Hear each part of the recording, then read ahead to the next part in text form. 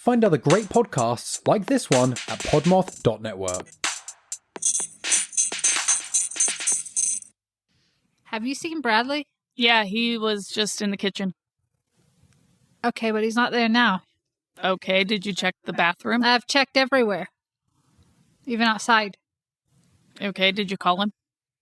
I tried. Is that his phone? Is that his phone I hear? I think so. Huh.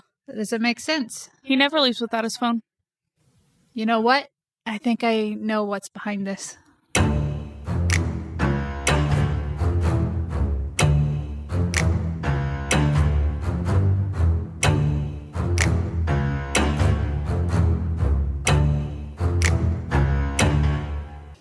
Hello, hauntlings. My name is Alyssa, here with my ghoulishly gorgeous wife and co-host, Lindsay. This is Macabre at Midnight, where we rate all things that sit on a scale, starting with the adorably spooky and ending with the truly disturbing. On tonight's episode, we're going to be talking about The urchin hawk.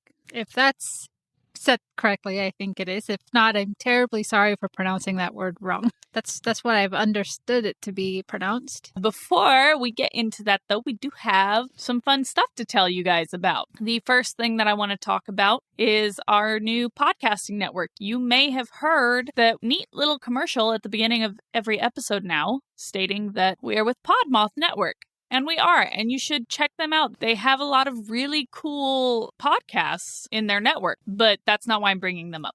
I'm bringing them up because I think it's important for you guys to know that even though we are part of a network, there is no financial gain for us from this. You guys will continue to hear our podcast for free. We're not going to paywall you. This podcast, these guys are awesome. This network is solely for helping podcasters. It's to help podcasters be seen.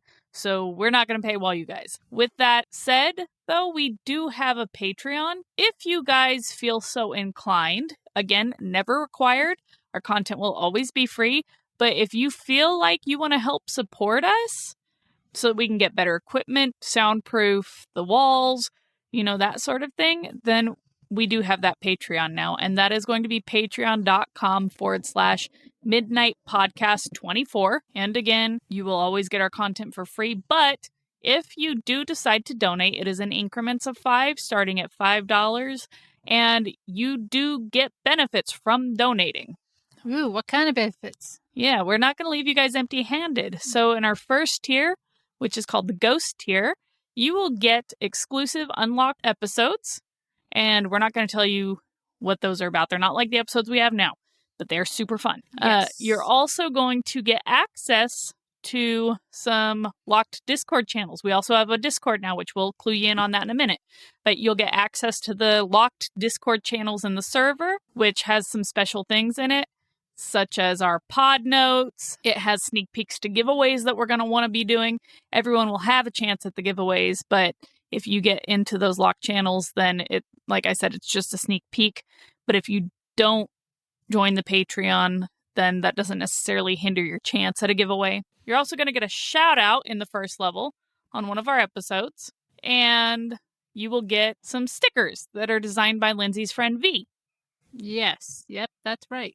And the next level, you will get all of that, plus a signed picture with a little note to you guys of Lindsay and myself. And then on the next tier, you'll get all of that, plus a Macabre at Midnight mug. And then on the final tier, which is at $20, you will get all of that mug, the picture, the stickers. You get all of that, and a handmade t-shirt designed by my sister. Thank you, sister. That's right. Now that you guys know about the Patreon, again, no requirement. You don't have to donate, but we would really appreciate your guys' support there. If you do decide to donate, we are forever thankful. Now tell us about Discord, Lindsay. Yeah, so I've been in the works of creating a Discord server for the podcast. Mm-hmm.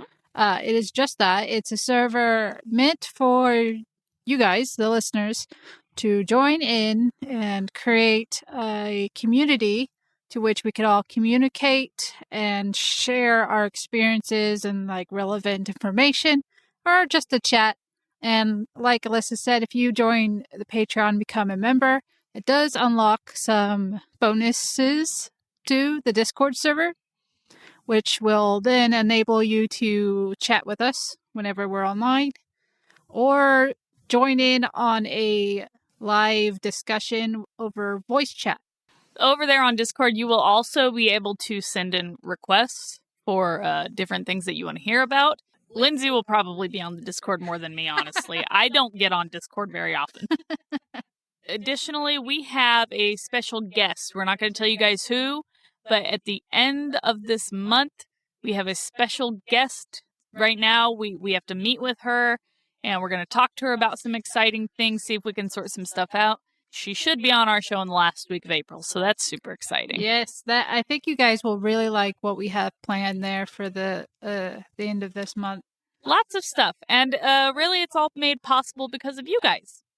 You know, we're really thankful. Thank you guys for listening. We're really surprised that, well, I'm really surprised that people want to listen to us. I don't know about you. I don't want to listen to me. I think it's great. I am happy to be able to sit down and provide entertainment.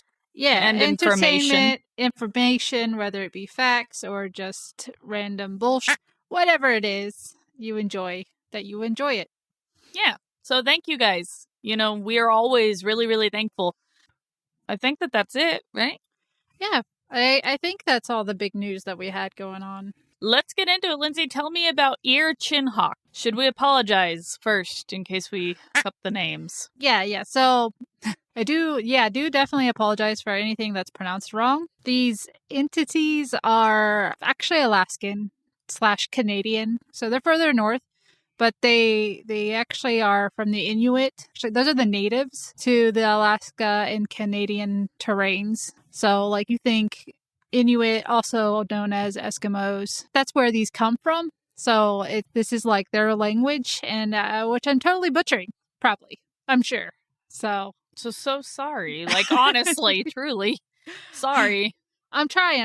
I saw these, and I thought they were really interesting, and decided to look into it a little more. So, all right. So let's find out what happened to Brad. Yes, indeed. Ear Chinhawk. We'll just call them little people. I was just about to ask if there was an easier name. Because I think that's roughly what that translates to, is a little people. So not to be confused with the Fae of Ireland. It's funny you mentioned that, actually. Are they? Because did the Eskimos have Fae? Yeah, these little people are considered something similar to, like, the Fae of Ireland, or like leprechauns or anything. They're magical beings. Okay. Yeah. So I'm going to describe them to you first before we get into, what they're capable of. Okay. So these little people, they're thought to be about knee-high. They're like miniature people, Right. Like you said, leprechauns. Yeah. Some depictions describe them to be like little men. Or like as in all men? No, they're just like little people. Yeah. Okay. Or sometimes they're covered in hair. Other times they have darker skin and large dark eyes, pointed ears. So that's, more Fae-like, I think. Yeah. In that description. Yeah. But always they're thought to wear the traditional skins that the Inuit would wear. Okay. So, yeah, you think So they dress like the same as the natives. Yeah, like the traditional style, the skins of caribou and seals and whatever else. They're also thought to live in the traditional ways as opposed to being modernized. Okay. So they live off the land. Yeah, all of that sounds relatively normal, except for the fact that they might be about 2 feet tall. Here's where it gets a little weird. Okay. It's said that these creatures actually... They lick? No, they actually they exist in an alternate dimension from ours. Okay. Like a dimension that kind of is parallel. Overlapping ours. Yeah, it's parallel to ours, but they're able to move in and out of dimensions relatively easily. Okay. So, ghosts. Got it. That sounds very ghost-like. They're also thought to dwell underground, either inside mountains or in caves. There's something that really bothers me about things that live, underground. Why? I don't know. It's just creepy to me. It makes me think of, the Morlocks in The Time Traveler. Did you ever read that book? Uh-uh. Okay. So I'm going to sidetrack you for a minute. Okay. And in The Time Traveler, he goes, I can't believe you've never read this book. Like, everybody had to read it in school. They made movies. He travels way forward in time. Okay. And it's a utopia, and everything's beautiful. And, like, all these little people that can't speak English, they're stupid, but they're, like, really happy because they're stupid. Okay? And this book actually, poses a philosophical question. Like, I don't remember what the question was, but anyway. It was philosophical, though. It was. It was a very, like, the book was very much, like, philosophical. And they end up going underground, or, like, I don't remember. It's been so long, but he goes underground, and there are these other people that are living underground, and they're, like, white-skinned, monkey-like, nasty, sharp-toothed, red-eyed things, and Okay, that's gross. and they're called Morlocks, and they come up and they'll, like, eat I think they were called, like, Eloi or something, the happy people, and they'll, like, take them underground and, like, kill them. That's awful. Yeah, but, you know, that's what I think of when I think of things that are underground. Well, I don't think these things are that different. Well, actually, that depends on who you talk to. Okay. When I picture these things, if you think of, the different type of creatures in the Dark Crystal. Yeah. If you think of the ones that live underground with, like, the pale skin and the big eyes that are the big dark eyes. The gelflings that live underground? Yeah. Okay. So for those who don't know, if you have never seen the Dark Crystal, there are these different or read the comics, there are different races of gelflings, which are basically, they're like fairy folk. They're very much like fae, and they're also kind of small, you know. Yeah, they're very small people. They have pointed ears. They're generally thought of to be pretty gentle, though. The ones that Lindsay's describing, they live underground, but they have very large dark eyes because they live underground. Right. It helps them see in the dark or whatever. So that's kind of what I think of when, like, I've heard the description of these things on that end. But that doesn't take away from some of the more terrifying things that they're capable of. So, I mean, it's not all bad, though. Well, let's talk about this. Okay, so let's talk about what they're actually capable of. Okay, so I mentioned that these little people, they live off the land, right? Which means that they have to hunt. Do you know the type of food and things that is negative to those tundra areas? Meat-wise? Yeah. I would say probably fish, seal. Do they eat seal? Yeah. You said caribou. Yeah. Caribou. Wolves, maybe? Wolves? I'm not sure about wolves. I know polar bears are up there. They eat polar bears? I'm not sure if they eat polar. I think they utilize their. I know any kind of animal that lives in the Arctic tundra is game. So wolves. So wolves, bears, caribou, whales, seals, those types of things. From my understanding, to take down a caribou, it probably takes, like... Can I guess? Go ahead. I'm going to say like 5 to 7 men. Like regular people? Big people? Yeah, Inuit people, like natives or just hunters. Yeah, like or just regular hunters. It doesn't even have to be Inuit people. Yeah, like big, like normal sized people. Yeah. Yeah. So I think it was around 4 to 5 people to take down, because caribou are pretty big. I should have just stuck with 5. I said to 7 because I got unsure. Like, Yeah. I just threw that on there as a last minute decision. Caribou are pretty big. I don't know if you know how, like, they're large winter deer. However, these little people can take down a single caribou. Don't say like 3 of them, because No. I won't. Don't say 1. It is one. No. Yeah, all they have to do is point at it. Oh no. Yeah. Uh-huh. No. And what's even more alarming is, well, it takes several hunters to lift a caribou once it's dead. Let me guess. These little guys just point at it and float it away. One is enough to pick it up and carry it off Okay. by itself. Have you visualized that? No, that's what all the stories say. Have you visualized that? I don't know how that is possible, but that's what all the legends point to. So I'll tell you how it's possible. You know those things you buy with wheels for moving furniture? yes, That's how. I don't think they're doing that in the middle of the Arctic tundra. I do.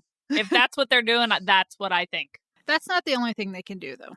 Not only can they just point and kill and have this unnatural amount of strength to carry off a giant caribou by themselves, but they have the ability to disorient people. Yeah, you know how they do that? Would it not be disorienting to see a 2-foot man point at a caribou, kill it, and then pick it up and drag it away? Would that not disorient you? Well, I mean, this is like people walking through the forest and suddenly they can't remember which direction they came from. That sounds like a scene from The Hobbit. I mean, might as well be. I mean, if they're magical, they're thought to have magical abilities. Okay. Now, some of the legends say that they do this to people who are particularly disrespectful That's fair. to the land. Oh, you know what? Now I am on the little people's side. Disorient those fuckers. Oh, yes. Not only do they disorient people, they will lead them deeper into the forest of tundra and basically leave them there to die. They deserve it if they're disrespecting. If they're killing the land, then yeah. And we're talking, this is the Arctic tundra, so we're talking like after the freezing temperatures. Sun goes down, you're talking sub-zero temperatures. And if you're not prepared for it, you could freeze to death out there. Yeah, really, I know. But they're not always said to be bad or mean. I don't think that's bad or any of that was bad or mean. So some are thought to bring maybe a little like unbelievable, but I wouldn't say it was bad or mean. What do you mean unbelievable? You don't think that people get lost in the... No, I don't think that 2-foot men carry caribou off by themselves. Well, you know, Alaska does have one of the highest rates for missing persons. I did not know that. Yeah. And a lot of the natives believe that these people have something to do with it. Okay. These little people. That makes sense. It's like the black-eyed children phenomenon again. As wild as it seems, these entities, these little people, it's something that even modern-day Inuit or Eskimos still believe in. They very much take all of these legends seriously. Right. Like, this is a serious threat to them. I have found that a lot of native tribes do take their legends and things seriously. And honestly, I've said it before, like, native spirits are some of the most terrifying spirits to me. Nature spirits can be terrifying, and I believe in a lot of that stuff, and I don't blame them for taking it. If a Native American person takes it seriously, honestly, I take it seriously too. What if I told you there was an actual account of a child that went missing and then showed up a day or two later, and he claimed that he was taken by the little people? I would say that definitely sounds very Fae-like. Yeah, so this actually happened back in 2008. A hunter came across a lone child in the middle of the marsh. And he said that there wasn't any evidence that the child had been wandering around out there. There were no footprints. The snow wasn't disturbed. He was just there. And when he found him, he was very disoriented, confused, upset. The hunter recognized him. So after he rescued him and took him back to his village, the kid actually ended up recounting that he had been snatched by the little people where they took him back into the mountains. And there he actually met a woman who had been taken for over 40 years ago. Holy cow, so what do they do when they're living up there with the little people? I don't know. It's said that sometimes they snatch people and they'll release them for unknown reasons. Other times, people just disappear. They don't come back. But we don't know, like that woman that was 40 years gone, we don't know what she was doing. We just know that that this boy claims she was taken. The child allegedly said that the woman said that she wanted to help him, escape. Okay. And it was the next day that the little people released him. So maybe she talked to them. I don't know. I don't know why she had been kept there and they let him go. I mean, maybe she was able to appeal to he's a child. There's because they do this to people who disrespect the land. So it could have been he's a child. He still has time to learn type deal. I don't know. I don't know. Yeah, I've also heard stories that when people are disrespectful to the land, they'll lead them deeper into the forest. And then they will tie that person up to the trees and leave them to the wild. Oof. Like, they'll let the animals return them to nature. Oh, So that's rough. That's rough. it's scary. That is. It's only scary to you because you don't want to get eaten to death. Well, if you think about, like, if they can carry off a caribou, then they can definitely carry off a human. Like, oh, yeah, for sure. Without a problem. Yeah, for sure. But not all of them are bad, though. Like I said, some of them have been, there's stories where some of them have led people out of the wilderness. Like, helped them? Yeah, there was a story that this guy was on a snowmobile during the blizzard, and his snowmobile, like, broke down. And so he had to trek back on foot. Well, in the blizzard, he got lost and turned around somehow. And just when he was certain that he would die out there, freeze to death, a little person appeared and led him back to his village.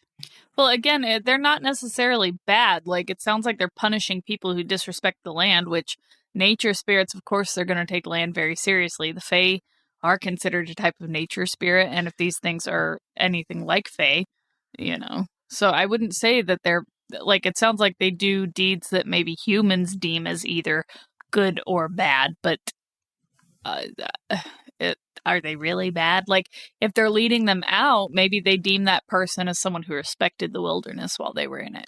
That's right. And what's wild about that story is that the man's snowmobile was found 20 miles from where his village was. Oh my God. So there would have been no way he could have returned, like, during a blizzard. Yeah, on safely. his own. Yeah, no way. Right? That's insane. Not in sub-zero temperatures. No way. So that's why they think, like, he had to have had help from a little person, because they can pretty much appear and disappear within our dimension at will. Which is said, like, there's been accounts where people have shot and killed a caribou, and then went to go claim it was gone. Claim their game, and where it fell, there was nothing but a few drops of blood left. Wow, that's wild. Like, they stole the kill. That makes me think of the little people in Willow. Did I show you Willow? Yeah. You remember the little people that stole the baby? Yeah, something like that. It is also thought that they're a little mischievous. They can come in, they'll steal your things. The most alarming thing I think they do, besides disorient people who they deem are bad, is they snatch people at random. Wait, what? It's random? Yeah, sometimes people will just go missing. Hey there, fellow true crime aficionados. We're the host of Bad Acts, a true crime podcast. I'm Danielle. And I'm Aaron. Join us every Thursday for twisted true crime tales of dark deeds and despicable people. We focus on lesser-known, unique stories with a new case each week. We've covered family annihilators, cannibals, revenge killings, killer kids, mysterious murders, survivor stories, and much more. We've even tackled stories of people who blamed zombies, vampires, ghosts, and voodoo for their bad acts. Of course, we know they're the only ones to blame. You can find us everywhere you get your podcast, or you can visit our website at badactspod.com. If you like fresh stories and new perspectives on crime, Bad Acts will be your new jam. Join Bad Acts every Thursday. Stay safe, y'all. See you soon.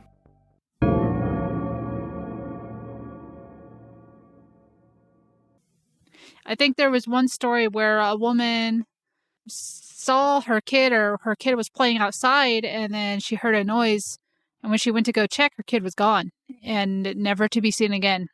That sounds like some Goblin King bullshit. Well, I mean, if they're snatching people up and keeping them in the mountains.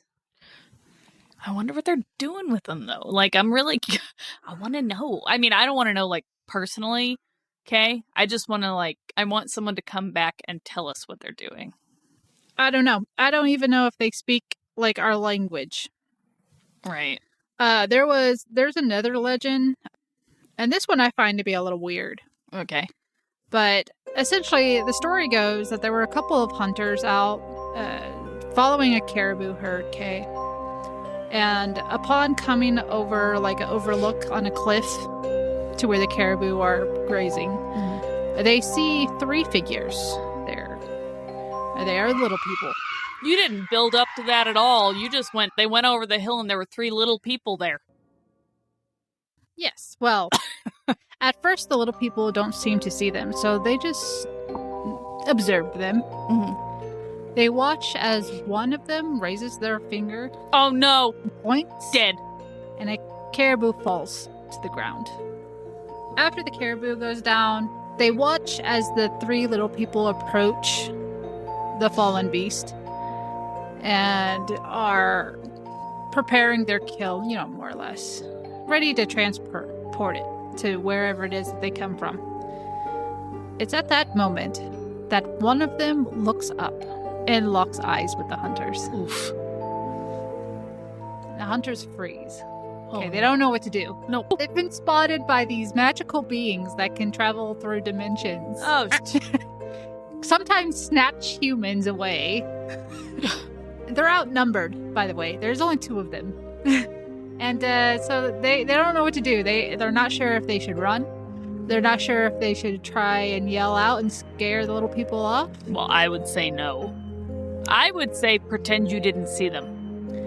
So they just sit there, and after one looks, the other 2 look. Oh, Suddenly, all 3 of them are watching. Oh, no. What do these little things look like? I'm gonna look. Hold on.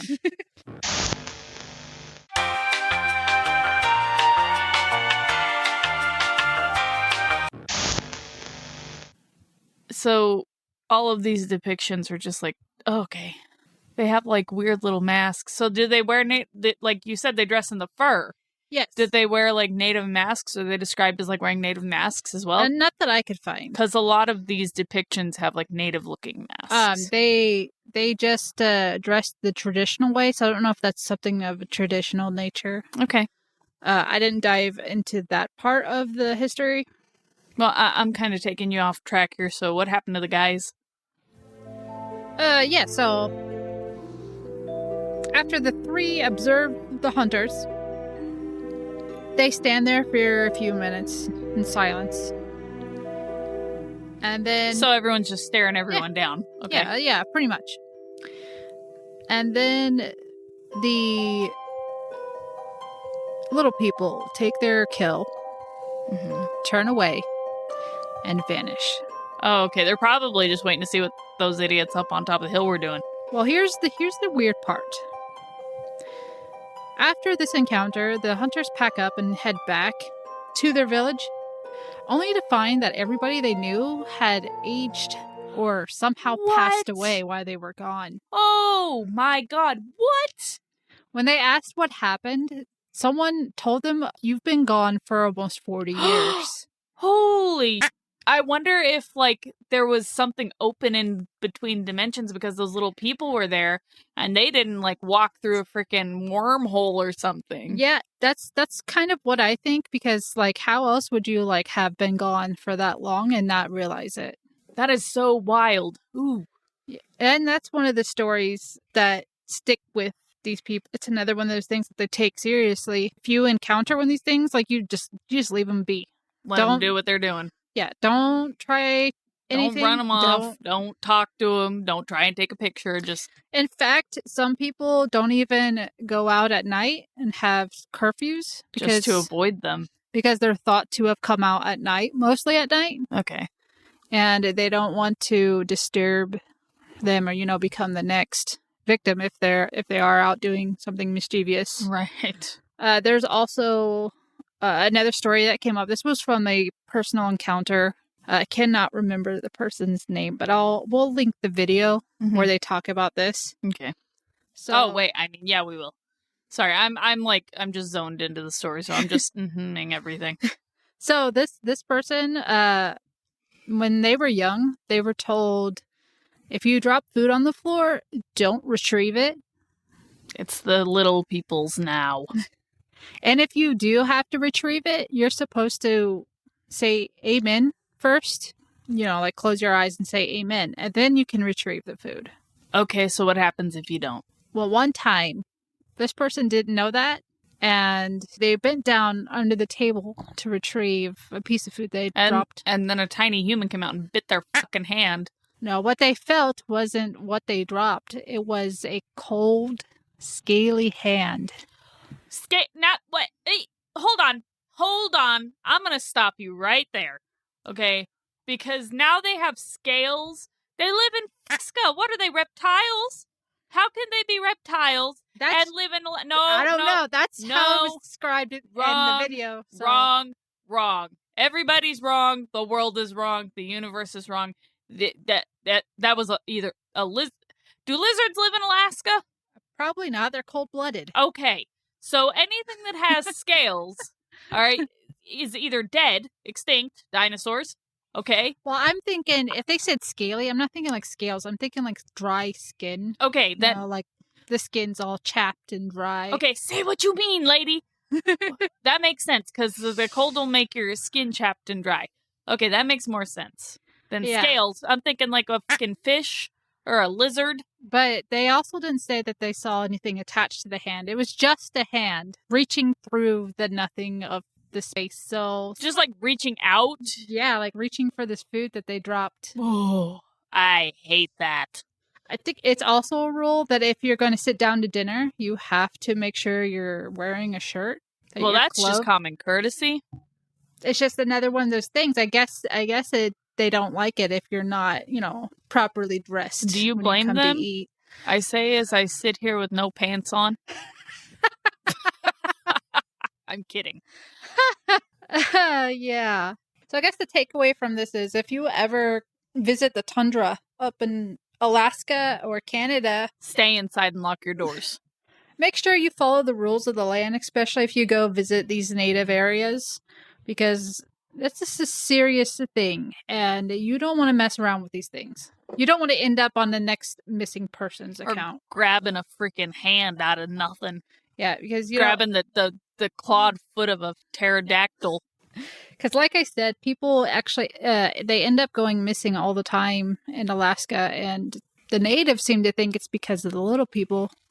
They just lead them into the wilderness, and then they're never seen again. So, Alyssa, what do you think? What are your thoughts? I don't really know. I don't know. I want to hear what you think of these. Do you think they're... They do sound a lot like the Fae. You think they're a type of Fae? Oh, yeah, I do. They sound a lot like some sort of Fae. That's kind of the thought that I had, because I know Fae can be mischievous, and they can be mischievous. They can help you if they want to help you. They can hurt you if they want to hurt you. Yeah, like if you mess with them, then oh man, you can kiss yourself goodbye. And that's it. That's the end. So they're nature spirits. They're thought to, like you said, they can be very mischievous. There are a lot of rules surrounding them. Yep. There are a lot of rules surrounding Wendigos and stuff, but that's like a list of 10 rules. With the Fae, it's almost like this really weirdly complex, like, do everything to a T. Yeah, and there's like a list of do's and don'ts. And it needs to be done right. And I feel like this is that, like, wear a shirt during dinner. That sounds very Fae-like. Like, the Wendigo doesn't care if you're wearing a shirt during dinner. You are the dinner. Yeah, you are dinner. So, yeah, I think they're probably Fae. I think that makes a lot of sense. Just like there's people all over the world, why can't there be Fae all over the world? I think there was a story that said that long ago, the little people used to live alongside the Inuit people. Then there was an accident that happened. It ended in one of the little people's homes being crushed. Oh, and they sort of just like never forgive. They held on to it, and they retreated into the mountains and caves where they made their new homes. That makes me sad for them, honestly. I don't blame them. I too wouldn't. Like, we don't trust tornadoes. They crush our homes all the time. I've never even had a tornado crush my home, but I don't want them here. I'm not experienced one crush my home, but I've been in tornadoes, and they're not fun. And humans can definitely be compared to tornadoes. That's fair. Also, with the portal thing, like the traveling through time thing, or whatever, dimensions, fairy rings are thought to be portals between realms. So again, like there's that link traveling between this realm and the next realm or whatever. It kind of makes me wonder if, like, when that little boy was snatched up in 2008, like, did he really talk to a woman who'd been gone for 40 years? Or is that how she perceived time? What if she'd been gone for a lot longer? Like, who knows? Oh, yeah, that's true. That's true. I thought you were going to go the other way with it, and I was going to, like, get you for, mixing your time up. But I see what you're saying. No, I what mean... if she's actually gone for, like, 10,000 years? Right. If these hunters were gone for a few hours and then they come back and they've been gone for 40 years, who's to say that she actually hasn't been missing for hundreds? Yeah, that's pretty freaking terrifying. It is, especially if they're living in a parallel dimension that is like a mirror of our dimension, I guess. I don't know how that would work. I don't either. I have no idea. But and the thing is, like, the people didn't even interact with them. They just went about their business. So that makes me wonder, did those little people make time go faster, or do they just live in did those humans accidentally cross into, like, right, that's what I'm thinking. Their realm, and, like, they didn't actually do it to the humans because they just left the humans alone. That's right. So it didn't seem like they wanted to harm them. But maybe, like, if you stumble into their area, it's like crossing time zones. The people that live in that time zone have no control over the fact that time just jumped forward, They had no idea. They didn't age at all from the time they'd been gone. It was like they'd only been gone for a few hours. Right. All right. Well, this is your story, so what would you rate it? I'm going to rate these things as a hell no. Because I watched some videos. There's been sightings of them creeping around in the dark or like around trash bins or... Trash bins? Yeah. Okay. People have seen them like ducking around bins and like walled edges and things. Like little tiny people is what they look like. And I'm just like, okay, first of all, that's weird.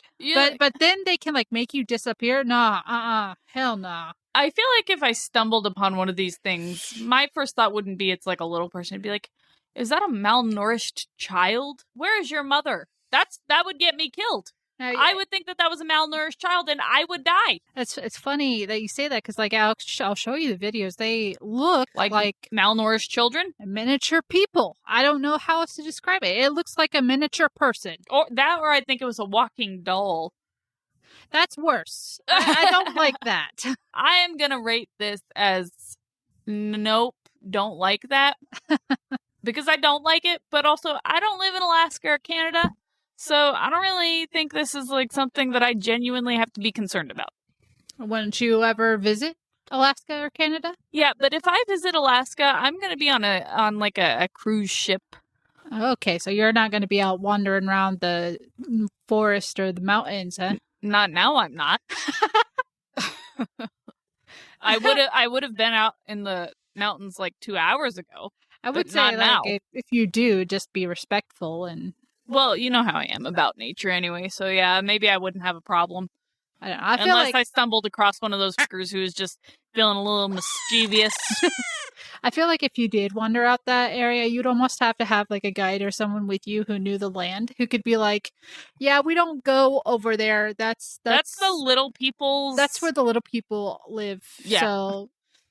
And that's funny because there's actually areas where people have found like tiny little footprints. Oh, really? Yeah, like little footprints. Little human footprints? Yep. Ooh, that's... They're unexplained tiny little footprints. I mean, they're explained, by these legends and what they believe. But they're not explained as far as, like, the fabric of what people of modern times consider to be reality. Yeah, like anyone outside of that is just like, what is this? Right. Who's wearing, like, doll shoes and walking around out here? Who's wearing doll shoes?